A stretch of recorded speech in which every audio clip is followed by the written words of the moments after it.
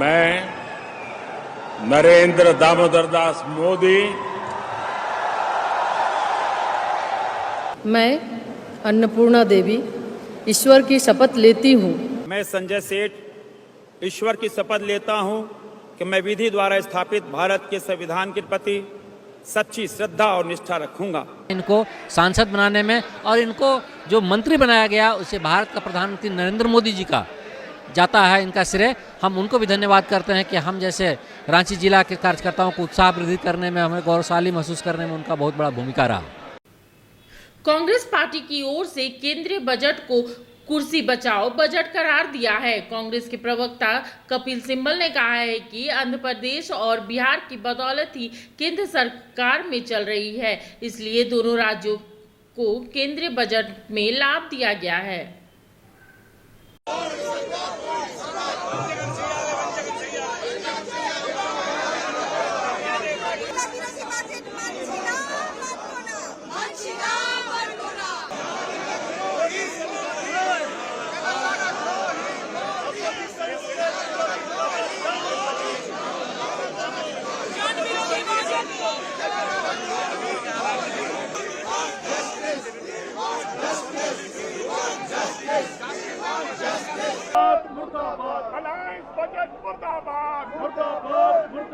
पंजाब का विप्लव बीजेपी हाय हाय हाय हाय हाय धक्केशाही बंद करो बंद करो।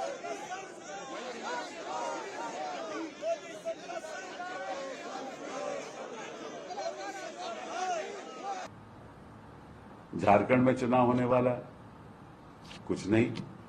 महाराष्ट्र में चुनाव होने वाला है, कुछ नहीं। क्या इनको कोई दुश्मनी है महाराष्ट्र से?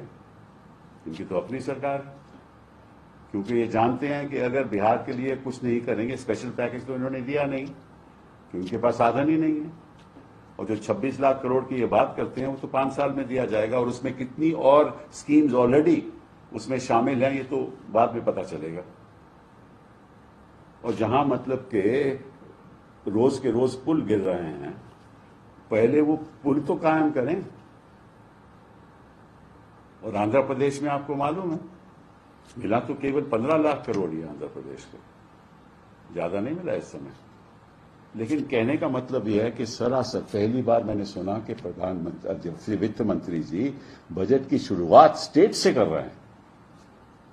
मतलब कि बात ऐसी हो रही है कि बजट एक पॉलिटिकल खेल है, एक पॉलिटिकल मैदान है।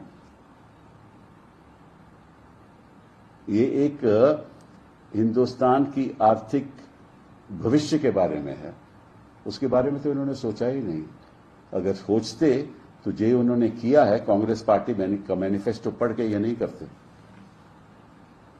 क्या उन्होंने किया है? और साथ साथ में इन्होंने ये भी मान लिया क्योंकि अब ये अच्छे दिन की बात नहीं करते। 10 साल हो गए, इनको मालूम है कि 10 साल के बाद तो अच्छे दिन आए नहीं। आपको याद होगा ये कहते थे कि कॉस्ट प्लस 2 कहते थे ना, क्या हुआ? आज के दिन वो भी नहीं कर पाए।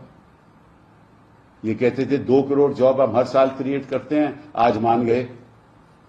और आज भी कह रहे हैं कि 2 करोड़ जॉब हम अब क्रिएट करेंगे। पिछले 10 साल में अब क्या कर रहे थे? इनका दृष्टिकोण केवल एक है कि जो आपकी स्टॉक मार्केट है उसमें से अपने लोग पैसा बनाएं, इनके अपने लोग पैसा बनाएं। जो कैपिटल गेन्स है उसमें थोड़ा सा स्तर टैक्स का बढ़ा दिया, 10 से 12.5% कर दिया। शॉर्ट टर्म कैपिटल गेन में भी थोड़ा बढ़ा दिया, पर उसका कोई फर्क नहीं पड़ता, क्योंकि मैं जो टैक्स देता हूं मैं तो लगभग 33%, 30% से ज्यादा देता हूं अपनी कमा कर। और जो स्टॉक मार्केट जो इनके लोग बैठे हुए हैं वो अपना पैसा करोड़ों रुपया बनाते हैं और उनको क्या टैक्स दिया पड़ जाता है? 12.5%। तो क्या फायदा हुआ? फायदा तो आज भी उनको हो रहा है। ये कॉर्पोरेट सेक्टर की इनकी राहत, कितनी राहत देते थे रोज के रोज, कभी 25% टैक्स, कभी 20% tax, newly setup economic zone में 15% देते थे ना, 15% राहत।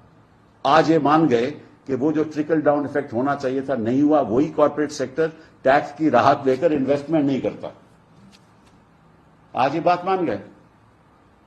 कोई इन्वेस्टमेंट नहीं करता। इसलिए प्राइवेट सेक्टर इन्वेस्टमेंट के लिए उन्होंने अब ये कहा है कि किसी तरीके से हम कहेंगे कि जो ईपीएफओ है उसमें जो भी कोई रजिस्टर करेगा उसके पहले महीने की सैलरी हम देंगे।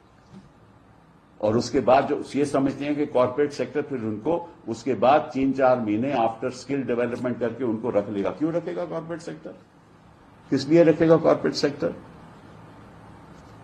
कॉर्पोरेट सेक्टर तो उसी को रखेगा जो ऑलरेडी स्किल्ड है। तो इनका कोई दृष्टिकोण है ही नहीं इस बजट में।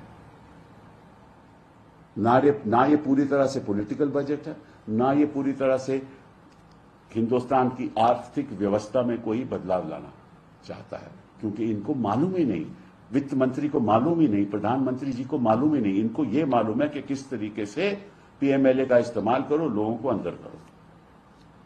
और अब उन्हें जो इन्होंने क्रिमिनल लॉज लाए हैं ना, ये और दहशतगिरी फैलाएंगे। और ये इनके लिए इसमें ये एक्सपर्ट है।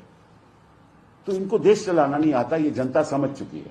इसीलिए जो इनके परिणाम हुए हैं इलेक्शन में ये उसका दर्शाता है। मिनी लंदन मैक्लुस्कीगंज प्रकृति की गोद में बसा ड्रीम डेस्टिनेशन आपका कर रहा है इंतजार। आइए अपने यादगार लम्हों को बिताइए ड्रीम डेस्टिनेशन में। राजधानी रांची से महज 50 किलोमीटर दूर आपका अपना ड्रीम डेस्टिनेशन। जब टूटती है आस, जब थकती है सांस, जब रूठते हैं अपने, मुंह मोड़ता है जमाना, जब अंगड़ाई लेता है संकल्प, फिर बनती है कहानी, बनते हैं अनमिट निशान। देखिए मेरे साथ संघर्ष की दास्तां।